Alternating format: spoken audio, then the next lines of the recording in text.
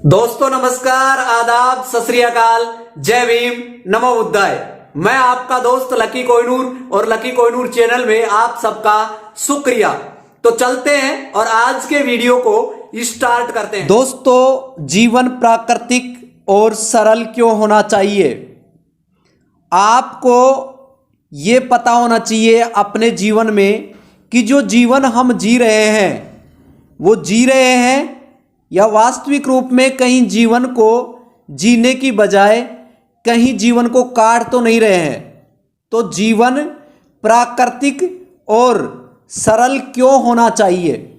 तो आपको आज इस वीडियो में इसके बारे में बताया जाएगा कि जीवन नैसर्गिक, सरल और प्राकृतिक क्यों होना चाहिए।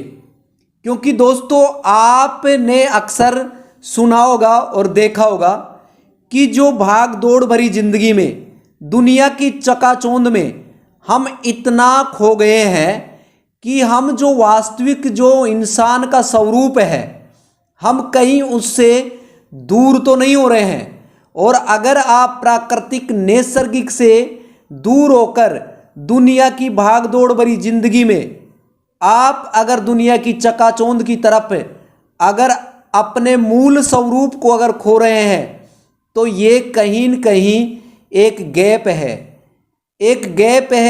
एक दूरी है।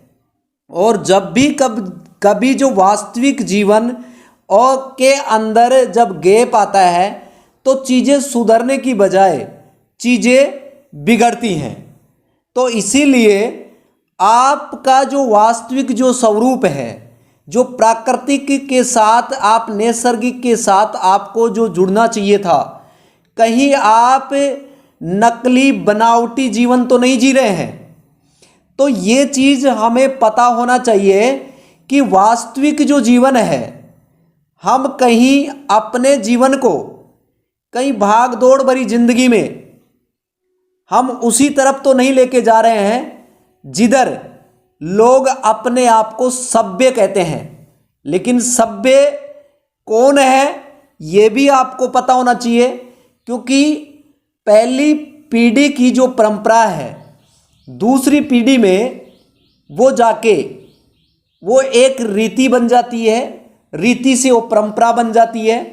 लेकिन ये बात मैं इसलिए बताना चाह रहा हूँ क्योंकि कई बार क्या होता है कि हम अपने मूल स्वरूप को छोड़कर और जो चीज़ हमें दिखाई दे रही है, जो नकली चीज़ है, जो बनावटी चीज़ है, चारों तरफ से दिखने में बहुत खूबसूरत है, लेकिन अक्सर उस पैकिंग के अंदर आप जाके देख रहे हो तो वो बनावटी है।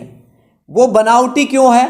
क्योंकि वो आपके जीवन को, जो जीवन आप जी रहे हो प्राकृतिक के साथ आपको जीना चाहिए, कहीं आप बनावटी जो चीज़ें हैं, वो खूबसूरत पैकिंग में जो अक्सर जो सामान होता है वो क्या सही होता है, क्या अच्छा होता है?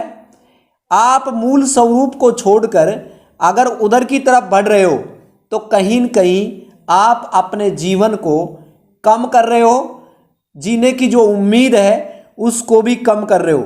क्योंकि आपने देखा होगा कि बचपन में जब आजकल आने वाली जो भावी पीढ़ी है उसको तो क्या पता होगा, क्योंकि वो धीरे धीरे विलुप्त हो रही है।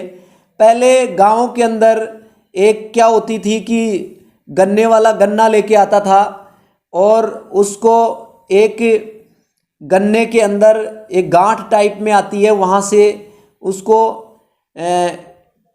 पिंगलिया बोलते हैं या उसको एक काट काट के उनकी फीस बना देते हैं और वो दे दिया जाता है कि इसको यहाँ से आपको दांतों से इसको हटाना है और फिर गन्ने को चूसना है। तो बच्चे क्या था कि उस गन्ने को वहाँ से उसको काट कर जब दिया जाता था तो बुजुर्ग या कोई भी जवान उसको चूस रहा होता था, तो ऐसे छोटे बच्चे भी उसको टुकड़ा था गन्ने का जो टुकड़ा है उसको वो चूसते थे। तो चूसने के साथ साथ कुछ गन्ना खाया भी जाता था। तो इसी तरीके से जब चूसते थे तो गन्ना खाया जाता था, तो जब दांत थे तो दांतों के ऊपर जब चबाने से दांतों की एनर्जी बनी होती थी। इसीलिए आज क्या है कि दांतों से चीज़ें चबा ही नहीं रहे हैं, हम चबा नहीं रहे हैं, इसीलिए मानसिक संतुलन भी बिगड़ रहा है और लोग अवसाद की स्थिति में क्यों जा रहे हैं? क्योंकि जो मस्तिष्क की, जो ब्रेन के अंदर जो बहुत छोटी छोटी नसें हैं जो कि एक्टिव रहनी चाहिए, जो ब्रेन के अंदर बहुत ही जो एक्टिव रहना चाहिए ब्रेन, वो चीज़ एक्टिव नहीं रह पाती है, क्योंकि आप गर्दन के नीचे वाले हिस्से के लिए आप ओनली फॉर उसका जूस बना के आप पी रहे होते हैं। लेकिन वास्तविकता यह है कि गन्ने को चूसने से आपके दांत भी मजबूत रहते हैं और इसी के साथ आप जो ब्रश मंजन करते हैं वो भी आपको ज़रूरत नहीं होती है, आपकी पाचन क्रिया के अकॉर्डिंग भी ठीक रहता है, लेकिन गर्दन से ऊपर वाला भाग एक्टिव रहता है। आप जितने भी जो सौगात आप मार्केट में लेके आते हैं अपने घर पे, तो आप गर्दन से नीचे का जो पार्ट है उसके लिए वो सौगात आप खरीद रहे होते हैं, आप अपने आप को बहुत अच्छा दिखा रहे होते हैं, वहाँ पे एक सभ्य दिखा रहे होते हैं अपने आप को। लेकिन आप ब्रेन के लिए क्या कर रहे हो? ब्रेन को एक नेचुरल, एक प्राकृतिक जो जीवन आपको जीना चाहिए। अगर मान लो प्रकृति के अंदर, मैं आज बता रहा हूँ कि विकास विनाश का कारण क्यों है, क्योंकि जितनी भी जो विकास की तरफ हम बढ़ रहे हैं तो मानव के लिए बहुत बड़ा खतरा बन रहा है। कैसे? जैसे कोई एक परमाणु बम है, एटम बम है, एक बहुत बड़े लेवल पर अगर वो विस्फोट होता है, और जब वो विस्फोट होता है तो उसकी जो विकिरण होती हैं, जो उसकी विकिरण जो रेडिएशन होती हैं, तो वो पूरी दुनिया में हर जगह पे प्रवेश करती हैं। केवल जो अपने कच्चे घर होते हैं, मिट्टी के जो घर होते हैं, उसके अंदर वो प्रवेश नहीं करती हैं, क्योंकि वहाँ पे हम बोलते हैं कि लीपना, जिसको बोलते हैं कच्चे मिट्टी के जो घर होते हैं उसको लीपते हैं, जो उसमें गोबर होता है तो उससे लीपते हैं, तो वहाँ वो प्रवेश नहीं करती हैं, वो विकिरण वहाँ पे प्रवेश नहीं करती हैं। तो हम कच्चे मकान को यानी घर को छोड़कर हम पक्के मकान की तरफ जा रहे हैं, तो हमारे दिल भी बहुत दृढ़ हो गए हैं, पक्के हो गए हैं, और हम नेचुरल चीज़ों से यानी कहने का मतलब बाहर निकल रहे हैं। तो इसीलिए बनावटी जो चीज़ें हैं, वो नकली जो चीज़ें हैं, उसमें क्या मिलाया जा रहा है अंदर आप देख ही नहीं पा रहे हो, जो आपकी आंखों के सामने जो आप बना रहे हो, खा रहे हो। इसी तरीके से एक सही बात मैं आपको बताने जा रहा हूँ कि जैसे अगर आप सभ्य बनकर अगर कोई हर चीज़ करने जा रहे हैं, तो जैसे हम खाना भी खा रहे होते हैं, तो हम क्या होते हैं कि खड़े होकर या तो खाना खा रहे होते हैं या चेयर पे बैठकर खाना खा रहे होते हैं।